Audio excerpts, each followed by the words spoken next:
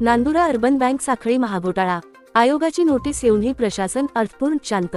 किशोर इंगळे यांची तक्रार, नांदुरा अर्बन बँकेचा 5.71 कोटींचा महाघोटाळा उघड. आता दिल्लीतून होणार सर्च ऑपरेशन. नांदुरा बुलढाणा मधून बातमी. नांदुरा अर्बन बँकेतील 5.71 कोटी रुपयांच्या महाघोटाळ्या प्रकरणी आता राष्ट्रीय अनुसूचित जाती आयोगाने गंभीर दखल घेतली आहे.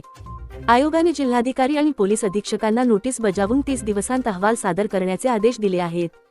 असे असतानाही स्थानिक प्रशासन मात्र भ्रष्ट संचालक मंडळाला पाठीशी घालत असल्याने आता जिल्हा प्रशासनाच्या भूमिकेवर थेट दिल्लीतून प्रश्नचिन्ह उपस्थित होत आहे.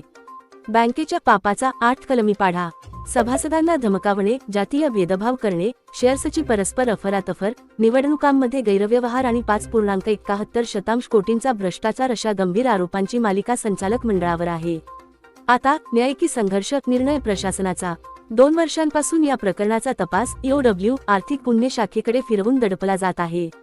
मात्र आता आयोगाच्या दणक्यानंतरही कारवाई न झाल्यास उच्च न्यायालयात जनहित याचिका दाखल करण्याचा इशारा किशोर इंगळे यांनी दिला आहे. दोषींना बेड्या पडल्याशिवाय हा लढा थांबणार नाही, अशी खणखणीत गर्जना करत त्यांनी प्रशासनाला शेवटचा अल्टिमेटम दिला आहे. आता हा लढा नांदुरा पुरता मर्यादित राहणार नाही, तर दोषी अधिकाऱ्यांची सेवापुस्तिका दिल्लीत तपासली जाणार आहे. या घोटाळ्याप्रकरणी भारतीय रिझर्व्ह बँकेने देखील तक्रार नोंदवून घेतली असून आता केंद्रीय पातळीवरून या बँकेच्या कामकाजाची चौकशी सुरू झाली आहे. प्रतिनिधी रतन डोंगरदिवे, IB7 न्यूज, नांदुरा. आपण पाहताय IB7 न्यूज, आवाज नव्या युगाची.